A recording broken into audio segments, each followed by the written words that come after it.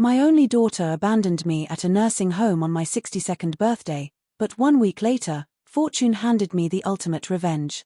If you think you know this story, think again. On what should have been a celebration, I dressed in my finest outfit. I expected a restaurant, laughter, cake. Instead, I received a packed suitcase and a one-way ticket to forgotten. Stay until the end because what happened next will shock you. A mother's love is supposed to be unconditional. I know mine was. Through skinned knees, broken hearts, and college rejections, I was always there for Chloe. My birthday morning began with hopeful anticipation.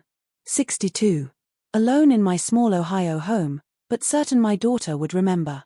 She'd been distant lately, citing work stress and marital problems, but surely she'd show up today. I made her favorite breakfast, set 2 places, and waited. By afternoon, the silence was crushing. The doorbell finally rang at 2 p.m. There stood Chloe with that familiar manipulative smile. "Happy birthday, Mom," she said, offering a wilted grocery store bouquet. My heart sank, but I hugged her tightly. "You came?" "Of course," she replied stiffly. "I made lunch reservations." I didn't question it. I grabbed my purse and wore the uncomfortable dress shoes, feeling like a teenager going to prom. But we didn't head toward any restaurant. We turned down a long driveway lined with weeping willows, leading to a building called Golden Years Assisted Living. My blood ran cold. "Chloe, what is this place?" She took a deep breath. "Mom, living alone isn't safe anymore. With your memory issues." "What memory issues?" I demanded. She continued calmly, "This is a wonderful community. You'll have activities, friends your age." I laughed bitterly. "You brought me here on my birthday?" She exited the car. "Let's go inside." I refused to move. That's when she opened the trunk. My suitcase was already packed. I stared in disbelief. "You went through my things?" She sighed impatiently. "Don't make this harder than it needs to be." Inside, everything smelled like disinfectant and despair. Smiling staff, beige walls, the quiet hum of surrender. Chloe handed over paperwork, power of attorney, financial control. My name, her signature. Done.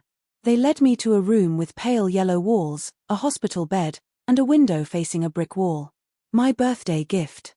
I sat on the edge of the bed, still wearing my coat, feeling cold to my bones. No celebration, no candles, just silence. That night, I lay awake listening to the sounds of the facility, distant televisions, nurse footsteps, the quiet suffering of forgotten people. The mattress felt like stone. The sheets smelled sterile. I replayed every conversation with Chloe from the past year, searching for warning signs I'd missed. All the times I'd said yes when I should have said no. The loans I'd given, the excuses I'd made, the disappointments I'd swallowed because I loved her. But that night, something broke inside me. Something permanent. The next morning, I asked for my cell phone. The nurse said my daughter had disconnected it, claiming it was too confusing for me. In that moment, I understood I wasn't here to be cared for. I was here to be erased. And if I didn't fight back, they would succeed. But I'm stronger than they realized. I stopped eating for 2 days. Not as protest, but because I couldn't stomach the food or the truth. There's something about being treated as useless that breaks a part of your soul forever. I'd raised a child, built a life, loved deeply. Now I was just a room number and a medical chart. The staff were kind, but their kindness felt like pity. They called me sweetie and dear like I was a child. Nobody asked about my past. Nobody wondered what I loved. To them, I was just another elderly woman in slippers who might be losing her mind. Even though I remembered everything perfectly. Then on the 4th day, I met Sarah. She wasn't supposed to work that shift, but another nurse called in sick. Sarah was young, with intelligent eyes that actually saw me. While checking my blood pressure, she said quietly, "You don't belong here." I looked at her, startled. She smiled gently. "Many people need this place, but you're still all there." We started talking. She asked about Chloe. I told her what I could without falling apart. She listened, really listened. Later that day, she returned with something in her hand. "This was in Mr. Johnson's room," she whispered. "He passed last week. We found it tucked in a book. It was a lottery ticket, slightly faded, from a drawing 2 weeks earlier. I chuckled dryly. "And you want me to try my luck?" She winked. "The universe owes you one." I didn't plan to check it. But boredom and desperation make strange companions. That night, when the hallway was quiet, I used the facility's ancient computer in the common room. My hands trembled as I typed the numbers. Then I froze. My eyes scanned the screen repeatedly. $28 million. I covered my mouth, looking around frantically. Nobody was there. The silence that followed was deafening. I didn't feel joy, I felt pure, electric fear. If Chloe discovered this. I printed the confirmation, folded it tiny, and hid it in my clothing. The next day, I pulled Sarah aside. "I need to speak with a lawyer." Privately. She didn't ask questions. She just nodded. Sarah knew a volunteer attorney who visited twice monthly. I waited anxiously until he arrived. His name was David, sharp, young, and discreet. We met in a small office. I slid him the lottery confirmation and whispered, "Can you help me disappear?" His eyes widened slightly, but he didn't hesitate. "We'll need to move fast." The next hours were a blur. Paperwork, notarizations, financial transfers, a new phone, a temporary address. He connected me with a financial advisor who set up a blind trust. My name was nowhere visible. Chloe would never trace a cent. I signed a new will, leaving everything to charity. Chloe had already signed away my old life, she wouldn't touch my new one. Sarah hugged me the night I left. "Don't forget about us out there," she whispered. I didn't cry. I couldn't. I slipped out before dawn, wearing borrowed clothes, carrying a duffel with only essentials. They thought I was confused, broken, defeated. But I was about to become a ghost with $28 million. Let them search. They'd never find me. The bus ride out of Ohio felt endless. I sat in back, hood up, sunglasses on, clutching that duffel like it contained my soul. In many ways, it did. I didn't know my destination, only that I needed distance. David had helped me purchase a modest house under a new trust name in rural Kentucky. Remote but livable. No close neighbors, no cameras, just peace. When we crossed the state line, I breathed for the first time in hours. Freedom tasted metallic, like fear and determination. The house was simple, a single-story structure with peeling paint but a solid roof. It had heat, running water, and most importantly, silence. Not the heavy quiet of the nursing home, but the kind that lets you think. The next few days, I lived like a shadow. Simple meals, walks to the mailbox, evenings on the porch watching leaves dance across the yard. I checked news obsessively, expecting headlines. Missing senior wins millions, daughter claims mental instability. But there was nothing. Not yet. I kept the lottery ticket in a fireproof box under a floorboard. With it, the new will, a burner phone, and a note for whoever might find me. About a week after my escape, the silence shattered. A knock at the door. I froze. I hadn't told anyone my location. My heart hammered as I crept to the window. Just a delivery man with groceries, part of David's arrangement. Still, the fear lingered. That afternoon, curiosity won. I created a fake social media profile and searched for Chloe. There she was, smiling in her profile picture as if her world was perfect. Her latest post read, "If anyone has seen my mother, Elizabeth Carter, please contact me or local police. She's been missing for days. We're worried about her safety." Beneath it, hundreds of comments offered prayers and praised Chloe for being a wonderful, caring daughter. I laughed until tears streamed down my face. They had no idea. But what truly destroyed me wasn't the post. It was the photo she used, not recent, but from 5 years ago. One of our last happy birthdays together, me wearing a paper crown, her arm around me. How easy it is to perform love in pictures. That night, I couldn't sleep. I sat in the dark living room, memories swirling. Every loan I'd given, every lie I'd believed, every time she'd made me doubt my own mind. "You already told me that," she'd say when I hadn't. "You're getting more forgetful," she'd insist. I thought it was age. I thought it was my fault. It wasn't. She wanted me uncertain so I wouldn't resist when she took control. Well, I was done being controlled. The next morning, I called David. I need to update my will. He didn't ask why. What changes? Chloe Evans receives nothing. Not 1 cent, not one photograph, not one memory. Done, he said. You're safe now, Elizabeth. But I wasn't. Not completely. It began with a letter. Plain envelope, no return address, mixed with bills. I might have missed it if the paper hadn't felt expensive. My stomach dropped when I touched it. Inside was a photocopy of a signature that looked like mine, plus my late husband's and Chloe's. A loan document from 11 years ago. The bank logo was real. The notary stamp appeared genuine. But I'd never signed that paper. Never. I sat trembling on the couch. The signature had the same flourish on my E but felt too perfect. My husband would never have hidden debt. And Chloe had never mentioned it. I retrieved my safe box and found the file David helped me compile old financial records we'd salvaged. Inside, I discovered 3 more forms with my signature forged. Cold realization washed over me. Chloe had been stealing from us for years.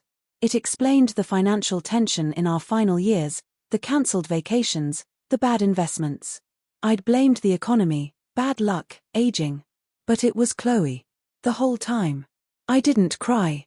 Instead, I opened my laptop and started digging. Over 3 days, I pieced together the truth. Chloe had falsified loan documents using my husband's social security number and mine. Some debts had gone to collections. My husband must have paid most before he died, carrying the shame to his grave. But one active account showed a balance over $75,000, defaulted in my name just months before she dumped me at Golden Years. I sat in the dim light, screen glowing, hands clenched. This wasn't just betrayal. This was theft. Fraud. A crime. I contacted David. I have new information. Forged documents, fraudulent loans. Chloe is responsible. I believe you, he said calmly. Do you want to press charges? Not yet. I wanted her to feel the fear first. The silence. The not knowing. Because the truth was, I wasn't hiding anymore. I was waiting. I began collecting every document, every account, every email, every financial notice Chloe had handled. I even contacted our old bank using a legal pretext David helped draft. Piece by piece, the puzzle formed, and the picture turned my blood to ice. Chloe had taken out a high-interest loan against the small business I'd co-founded with my husband decades earlier. She used that LLC to secure credit, signing with my husband's name 2 years after he'd passed. That wasn't just immoral, it was federal fraud. I saved everything to an encrypted folder, printed copies for my safe box. I didn't know how much time I had. If Chloe suspected I'd disappeared with millions, she'd come for me. Have you ever looked at someone you cherished your entire life and realized you never knew them? That's what this felt like. The girl I'd raised had become a dangerous stranger. The darkest truth came through a simple database search with David's help. Chloe Evans under federal investigation for tax fraud, embezzlement, and identity theft. Identity theft. That cut deepest. The case file showed she'd created fake identities, some deceased, some elderly, some real people, including me. The IRS had flagged returns filed under my name for 3 years. I'd had no idea. She'd planned this. My containment wasn't about concern, it was about control. She wanted me silent and disoriented while she used my identity for her schemes. I didn't call the police. Instead, I documented everything. Printed evidence, filed it chronologically, recorded voice memos so my story would survive if anything happened to me. Then I mailed a copy of the entire file anonymously to the Department of Justice. Not to make a statement yet, but to plant a seed. The feeling of being watched grew. Cars parked too long nearby. A woman knocking about a neighborhood survey. I didn't answer, just watched from behind curtains, phone ready. Every noise made me jump. But I didn't run. I called David again. We need to finalize everything. The trust, the will, lock it down. We added layers of legal protection. If Chloe tried to claim anything, she'd be rejected by every court. But paperwork couldn't shield the emotional wounds. In quiet moments, I remembered Chloe as a child, her laughter, scraped knees, sleeping on my shoulder. The teenage struggles, college distance, how had I missed her transformation? Maybe the worst betrayal is the one you watch unfold slowly while hoping it's something else. Now I knew. And I wouldn't let her write my ending. For the first time, I held the pen. The letter arrived in plain white envelope, no return address. But I recognized the sharp, slanted handwriting immediately. Inside, one sentence: "I know what you did, and this isn't over." I read it repeatedly, then laughed bitterly. "No, I miss you. No, where are you?" Just a threat. I added it to my evidence folder. By now, I'd been gone nearly a month. Chloe launched a public concern campaign, news interviews, social media pleas, playing the heartbroken daughter searching for her confused, vulnerable mother. Chilling performance. Then came the certified letter from the county courthouse. She'd filed to have me declared mentally incompetent. I couldn't breathe. The petition included statements from 2 people claiming I'd shown erratic behavior. Edited audio clips from old voicemails made me sound unstable. A psychiatrist I'd never met expressed concern about my paranoia. They wanted the court to freeze my assets, seize control of my trust, drag me back. David came immediately. "We have work to do," he said after reading everything. "But Elizabeth, stay calm and sharp. They're counting on panic." I nodded, numb. The next days moved like a storm. We gathered documents, financial logs, even a daily journal proving my sound mind since escaping. We scheduled an independent psychiatric evaluation. Dr. Bennett spent 3 hours with me, asking real questions about my life, my husband, Chloe. When she left, she touched my hand. "You're one of the most lucid people I've ever assessed." Pressure mounted as news of the hearing leaked. Online sentiment shifted. Why hasn't she contacted anyone? Is she being manipulated? I don't trust the daughter. The media loves drama, and Chloe fed them well. But I wasn't scared anymore. I had purpose. I prepared a video statement, unpublished but ready. "My name is Elizabeth Carter. I am of sound mind, and I was betrayed by the person I trusted most." I spoke calmly, because this time, I wouldn't be on trial. The courthouse felt familiar yet alien. David advised dressing simply but strong. I wore a dark blue coat, my husband's watch, low heels that clicked firmly through the halls. Chloe stood as I entered, mask of concern perfectly placed. Her lawyer presented their case like a script: my disappearance, erratic behavior, possible manipulation. They played edited audio clips, presented the unknown psychiatrist's letter. I listened to myself sound scattered and desperate out of context. Then Chloe spoke, voice trembling artistically. "Your Honor, I love my mother. This is heartbreaking. But she's not herself. She's lost." That's when I stood. "My turn, Your Honor." I walked slowly to the stand. "My name is Elizabeth Carter. I am 62 years old. I am not mentally impaired. I am not lost, and I am not a victim." I handed the judge Dr. Bennett's full report: completely sound mind, no cognitive decline, emotionally stable. I watched Chloe's face twitch. "I have here," I continued, lifting another folder, "phone records from before I left, fund transfer receipts, medical records, and a statement from my attorney confirming my lucidity during my escape." I paused dramatically. "And I have something else. But I won't present it today unless necessary." I didn't show the fraud evidence, that was my ace. I turned to the judge. She placed me in a facility against my will. Took my phone, my freedom, and now wants my voice and dignity. Please don't let her. The courtroom fell silent. The judge reviewed documents, then spoke. "I need time to review everything. Court reconvenes in 2 weeks." Chloe left with clenched fists, her mask cracking. I walked out with my head high. The battle wasn't over, but I knew I could win. Chloe immediately doubled down: news segments, interviews, playing the worried daughter. "I just want my mother safe," she told cameras, eyes glistening. I watched from my living room, arms crossed. There were no manipulators around me. Just me. The woman who'd raised her, sacrificed everything, forgiven endlessly. And she painted me as a puppet. That's when I knew quiet resistance wasn't enough.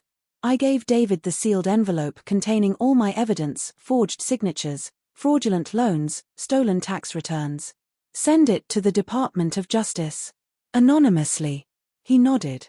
This will get their attention. That night, I donated $5 million anonymously to an elder abuse prevention nonprofit. Within days, they launched a campaign using my story as a symbol.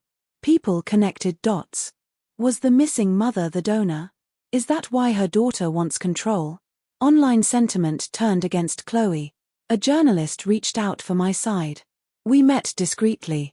I told her about the facility, the betrayal, the control, though not the lottery. The story ran, Mother or Millionaire? The silencing of Elizabeth C. Speculation exploded. 2 days before the hearing reconvened, David got the call. The DOJ had opened a case against Chloe. She didn't know yet, but her fortress of lies was crumbling. The second hearing felt different. Chloe entered less confidently. Her lawyer whispered urgently. They'd seen the article, felt the shifting tides. David opened powerfully. Your Honor, we've submitted complete psychiatric evaluation, financial logs, and public records showing the petitioner is under federal investigation for identity theft and tax fraud. He handed the judge the docket. Chloe's lawyer protested, but the judge silenced her. Dr. Bennett took the stand, confirming my complete competence. She's deliberate, thoughtful. No basis for incompetence declaration. Chloe gripped the table, knuckles white. David presented our timeline showing Chloe's control attempts coinciding with her own financial withdrawals. The coincidence was undeniable. When Chloe spoke, her voice cracked. My mother is sick. She's being manipulated. This isn't her. I stood and faced her directly. I am her. The room froze. I am the woman who stayed up all night with your chickenpox. Who sold jewelry for your art classes. Who made your favorite meals when I could barely afford bread. I am her, and you left me like garbage. I turned to the judge. Let me prove I'm not nothing. The judge leaned forward. Mrs. Carter, based on overwhelming evidence and evaluation inconsistencies, I dismiss this case. Your assets and autonomy are restored. This court recognizes you as competent and independent. I gathered my papers, hands trembling slightly, and walked out. Chloe's eyes held pure fear. She knew this battle was lost. But the war continued. The DOJ initiated formal proceedings. Media swarmed. Chloe Evans, daughter in elder case, under federal investigation. My name wasn't mentioned, but connections were obvious. I stayed quiet for 2 days, but silence wasn't justice. I agreed to a national television interview, no aliases, no shadows. The journalist asked why now. I looked into the camera. Because this isn't just about me. It's about every parent discarded like yesterday's news. Every senior dismissed as useless. I was almost one of them, and I won't be silent. The interview aired to millions. Messages poured in from across the country, stories of betrayal, abandonment, survival. I'd become a mirror. Chloe took a plea deal 8 years. Her life built on manipulation collapsed completely. I felt hollow, not triumphant. Surviving betrayal doesn't leave you whole, it leaves you wiser, sharper, but something soft dies forever. I returned to Golden Years months later. The place had changed, fresh paint, better activities, real coffee. Staff recognized me, residents nodded respectfully. I wasn't invisible anymore. I gave a speech in the activities room. You are not burdens. You are not finished. Your stories matter. The applause started soft, then grew thunderous. I established the Elizabeth Foundation, real legal and financial support for seniors facing exploitation. Chloe tried sending another letter. I returned it unopened. That chapter was done. On a quiet winter morning, I wrote myself a letter. Dear Elizabeth, you weren't too trusting. You weren't weak. You loved deeply, and when they tried to erase you, you picked up the pen and wrote your own ending. I'm proud of you. I placed it in a wooden box on the mantel. I didn't need revenge or even justice anymore. I had something better. Freedom. And for the first time in my life, I was completely, utterly free. If this story resonated with you, please like this video and share your own experiences in the comments. Your voice matters more than you know.